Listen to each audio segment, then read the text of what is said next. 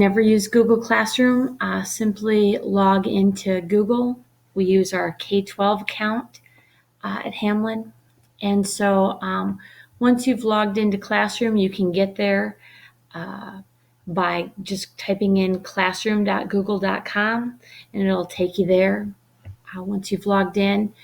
If you haven't built any classrooms ever, all you need to do is to hit the plus sign. So if I wanted to join someone else's class, or if I wanted to create a class.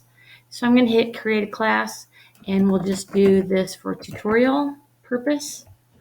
I'm going to hit create, and boom, I should have a class starting. Okay, so notice now I've got a class where I can post anything for my students, and I can attach materials. I can add YouTube videos, or like it says here, to let students view or edit the same material and have their own copy using Google Docs.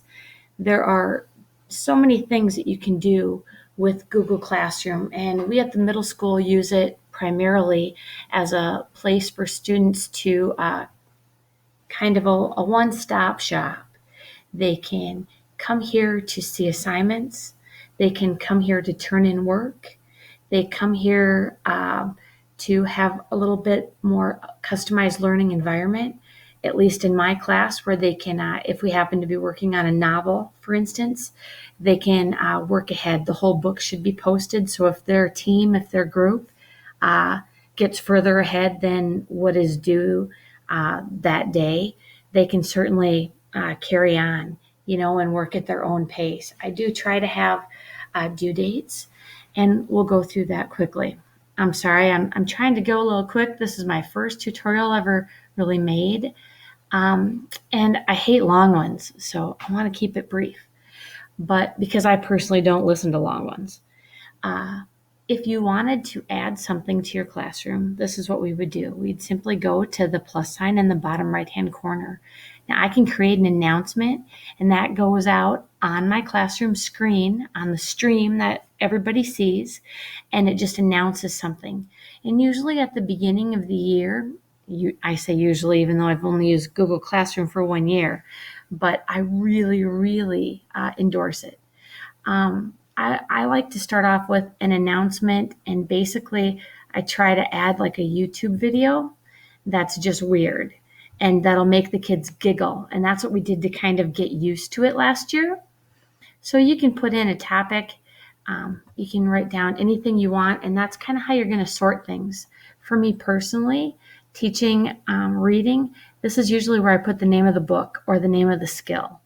And that way when I'm sorting things out later, I can just, like, especially if I'm working from an iPad, the view is different than from my laptop. But for instance, I can just tap on the topic, and boom, all of my posts just from that topic come up in order. And it's just so much easier to sort that way. But if I wanted to, I can click on, it'd probably be this one is the YouTube. Usually it'll tell you. And let's say I don't even know the name of what I want. But let's say I want like giggling babies.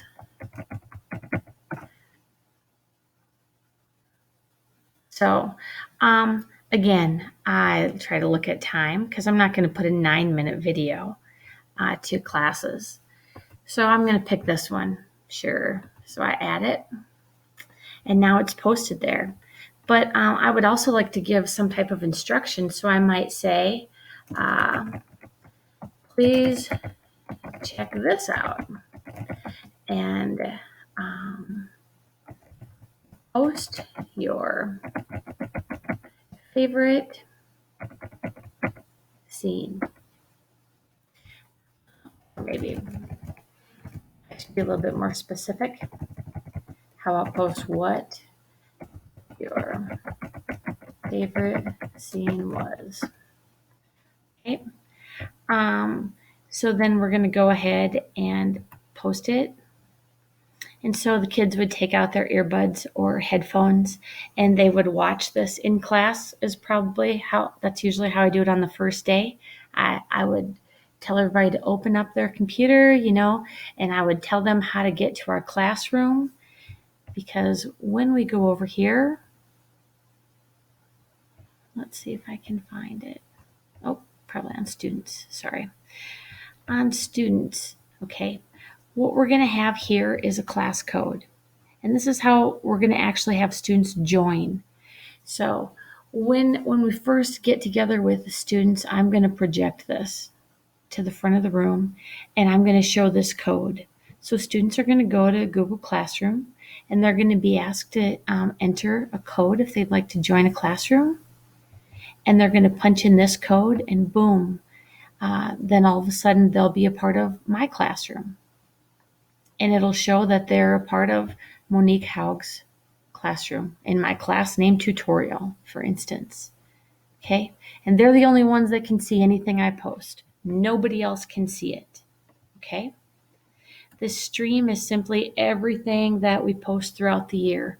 And you can delete things or hide them, but some of my kids really like to go back, especially for the goofy videos. If you post like just for kind of a brain break every now and then, they really enjoy doing that. So again, once everybody joins the class, they can see everything that is on the stream.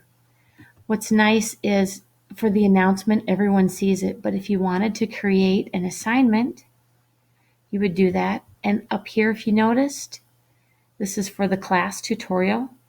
If I wanted to, I have other period classes. And so it's asking me if I want to just put it in all the classes at once, or if I just want to send it to tutorial. That way I don't have to repost it everywhere. Just boom, one shot. I can add it to every single class if I wanted to. Okay, we look at all students. Otherwise, I could just simply go through, and I don't have any students in my class right now, but otherwise I could go through my roster, and that's where we could differentiate a bit, where I could assign, for instance, I often have different students working on different novels. So that way I could assign certain work to certain students and other work to others. Let's see, here would be the title of our assignment, and then here would be the instructions. And you can have multiple lines. Like I really prefer a very clean look. So often I'll have like numbered steps. Like my first step may be, could you describe the setting that the book is taking place in? And then my number 2 question may be, what is the favorite thing that you read in the pages assigned for today? Okay, so they would talk in their group and they would decide and they would post that on their assignment. Again, you've got your topic, and here's where you've got a due date. So it's pretty cool because for the due date, you can go in, you can not only select a day, let's say we picked the 3rd, but you can pick a time. So for people who really like to do an exit ticket, this would be great if you wanted to make sure that to like just a way to assess learning. Check out to see if they got from your class what you would have liked for them to get, or if you wanted to give like a simple 2-question quiz at the end, similar to an exit ticket, that would be cool too. So it can just all of a sudden pop up in their classroom and then they can take it. And I don't really care to keep this, but so I'm just going to trash it in a sec. But another thing you can do is you can go ahead and add a link if you'd like them to visit, a different site. This just simply attaches something like from your Google Chrome. So if you wanted to add something, from your Google Drive, if you wanted to add something there, and this is the attachment. So if you wanted to grab something from your computer, okay. So again, what's really cool too is a question. You can grab a question and you can post that and everybody can see it. Okay, and students can reply to each other, which I think is really neat. And I like that you can choose whether or not students are allowed to edit their answers. Again, you can choose where this goes. And Google Classroom they're just wonderful at coming in and making changes. and they'll certainly take suggestions. So if you have suggestions for them or something that you're not appreciating or something that you would prefer to see more of, they're pretty receptive to suggestions. If you have an older post that you want to use, you simply click on that. And you can go ahead, and that way you can reuse something that maybe you used previously in another class. You can go ahead and reuse it again. That way you don't have to retype all your instructions again. Okay? And that kind of summarizes Google Classroom in a nutshell. If you have any questions, let me know. Thank you.